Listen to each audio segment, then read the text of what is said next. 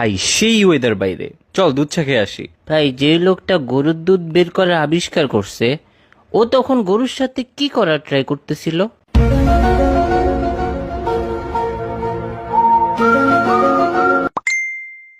আবার আমার মাথা খাবি তুই? ভাই সবাই বের হ, মাসুদ মামার টঙে আয়। না ভাই, ওইখানে অনেক মশা, ধুর।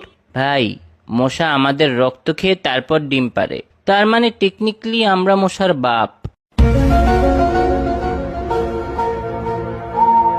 কি? আমি মশার বাপ?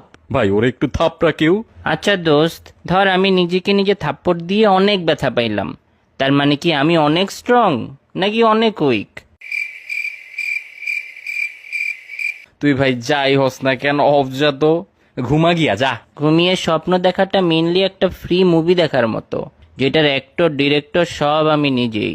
ভাই তোর মাথায় কি কোনো নর্মাল কথা আসে না কখনো? ওরে থেরাপিস্ট দেখাইতে হবে ভাই।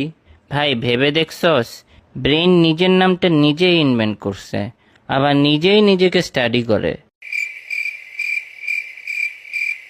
মেবি আল্লাহ তোর ব্রেনটা বানানোর সময় একটু বেশি এফোর্ট দিয়ে দিছে ভাই।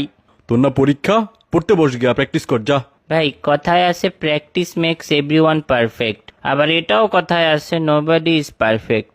তাহলে প্র্যাকটিস করে লাভটা কি?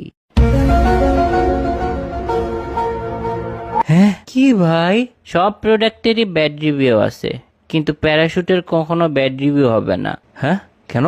আরে বেটা, ব্যাড রিভিউ দেওয়ার জন্য ওই প্যারাশুট ইউজারকে বেঁচে থাকতে তো হবে। টেকনিক্যালি প্রতিটা রেস্টুরেন্ট ক্ষুধার্ত মানুষের জন্য একটা হসপিটাল, খাওয়া ছাড়া বাঁচবে না। দুইটাতেই টাকা লাগে রে ভাই।